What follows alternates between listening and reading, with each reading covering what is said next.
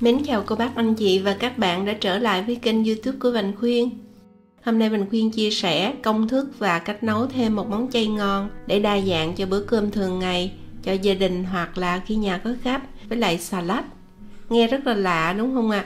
Thật ra là món salad mình nấu được luôn. Hôm trước có bạn hỏi Vành Khuyên thì làm gì với lại salad, bởi vì salad thì nó rất là sẵn, mùa nào cũng có, mùa hè, mùa đông.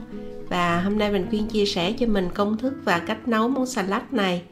Đây là món chay hay là món mặn cũng được luôn, bởi vì cho người ăn chay hoặc là cho người ăn mặn cùng theo dõi công thức Vành Khuyên làm để cho ra món salad thơm giòn. Làm món này thì Vành Khuyên có bột bắp salad. Đây là salad đá, hoặc là mình cũng có thể mua cái salad này, tức là salad trái tim á. Không biết ở Việt Nam mình có hay không, nhưng mà ở Mỹ hoặc là các nước khác, nước ngoài là đều có cái này. Đây là có hai loại. Mình nhìn qua mình tưởng một loại nhưng mà nó khác nhau một chút xíu á. Tuy nhiên cả ba loại hôm nay mình đều có thể nấu được món này.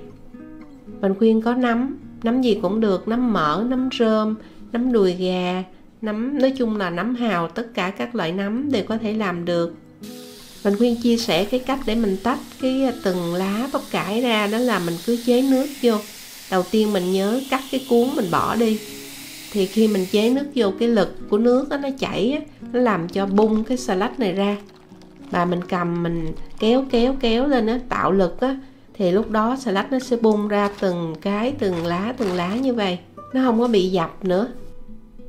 Mình sẽ rửa sạch rồi sau đó mình sẽ cắt làm hai ra nếu mà cái lá nào lớn quá, hoặc là cắt nhỏ hơn tùy theo mình thích, nhưng mà Vành Khuyên thấy cắt như vậy để chút xíu mình trộn cho nó giữ được độ ngọt. 150g nấm mình sẽ bằm nhỏ, bằm vừa vừa, cũng không có nhỏ lắm, bởi vì nhỏ quá thì chút nữa mình ăn nó mất cái độ giòn. Đây là cái nấm mỡ nâu. Mình khuyên mua cái nấm mới, thành thử ra nó cứng ghê luôn á, cắt nghe nó xích luôn, dính vào.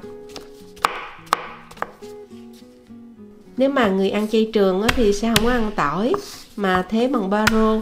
Mình khuyên ăn chay tốt cho sức khỏe thì mình khuyên cho 3 tép tỏi và bằm thiệt nhuyễn. Luôn trong các món rau thì mình nên cho gừng 5g và cũng bằm nhuyễn luôn. Mình có ớt paprika, tức là ớt chuông đó, mình cho cũng được, hoặc là ớt sừng không có cay, cắt nhỏ ra vậy. Mình khuyên cũng bằm xíu ớt đi, chút nữa mình cho vào nước tương ăn kèm. Và ăn chay á, thì người ta không có cho hành lá. Mình khuyên cho một chút xíu hành lá, bởi vì mình ăn cho khỏe thôi. Đấy, một cái chén mình cho vào đây nửa muỗng cà phê tinh bột bắp, tức là bột bắp đó, ở Việt Nam gọi làm vậy. 120ml nước, muỗng cà phê nước tương, nửa muỗng canh dầu hào chay,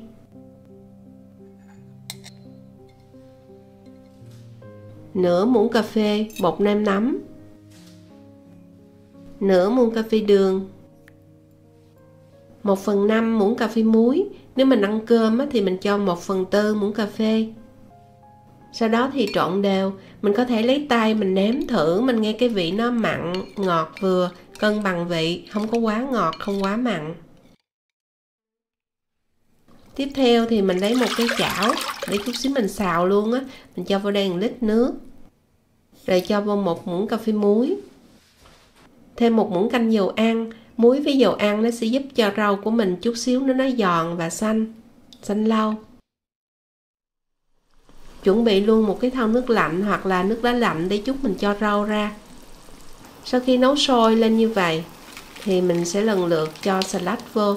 Và mình khuyên cũng lưu ý khi mà mình làm cái món này á, là salad mình mua cái màu xanh á, nó càng xanh nó càng ngon, bởi vì cái salad này mà phía bên trong á, chút nữa nó sẽ bị nâu vàng. Khi mà rau mình trộn nhanh qua như vậy nè, nhìn thấy nó héo và nó hơi trong ra, thì mình sốc nhiệt bằng cách là cho vào trong cái thau nước đá lạnh, giúp cho rau giòn và xanh lâu. những cái cọng rau trắng bên trong khi mình luộc lên chút xíu mình sẽ thấy nó cái màu nâu á, nó không có xanh.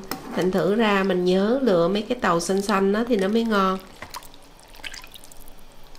Như cái này chẳng hạn nè, chút xíu nữa ra mình thấy nó hơi bị nâu đen á. Sau đó thì mình có thể rửa qua nước lạnh rồi cái mình để ra rổ cho thiệt là ráo nước. Cũng có thể lấy tay mình vắt hơi nhẹ nhẹ để cho nó không có bị nước đó. Mình khuyên để cho ra dĩa. Và nếu có nước thì mình nhớ chắc hết ra để chút xíu nữa cái sốt nó không có bị loãng ra đó.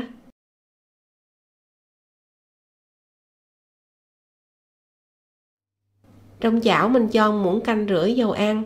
Mình khuyên sử dụng cái dầu olive để tốt cho sức khỏe. Nấm mình sẽ lần lượt cho vô và khi cho vô xong là mình để im.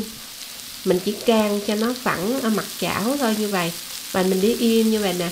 Chờ cho đến khi nào mình thấy nó hơi rám lên. Lưu ý là để xào nấm không có bị ra nước đó. Mình phải để cho nó hơi rám lên, lúc đó mình mới đảo.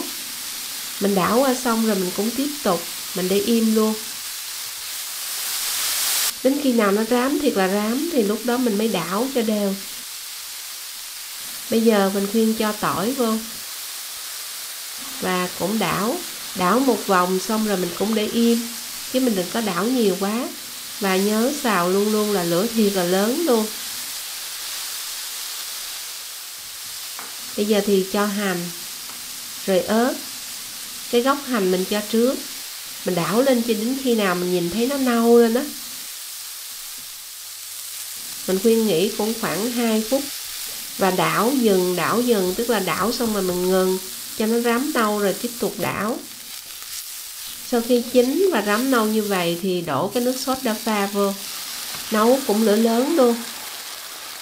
Sau đó nó bùng lên một cái là mình tắt lửa. Thì cái sốt này nó sệt vừa đủ luôn. Cho hành đá. Xong là đổ ra dĩa. Nhanh và ngon lắm luôn á cô bác anh chị em và các bạn, mình thử đi. Rất là nhanh luôn. Mình khuyên làm cái dĩa này cho 3-4 người ăn nếu mà ăn cơm. Còn nếu mà ăn không á, thì 2 hoặc là 3 người ăn. Mình khuyên thường nấu món này lạc hơn chút xíu. Thì mình ăn không như vậy á, ăn no không có cần cơm. Hôm nay mình khuyên ăn cơm nè, một chút xíu cơm. Cải xà lách, nấm, ớt, hành, đủ thứ lên luôn. Quá chừng ngon luôn. Nhanh gọn lẹ cấp tốc, một món ngon. Mình có thể ăn chay hoặc là cho người ăn mặn.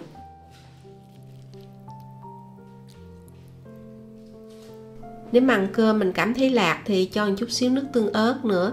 Đang nói ăn quên thôi luôn. Nhà có con nhỏ mình cho ăn xà lách sống không được thì mình nấu chín như vậy.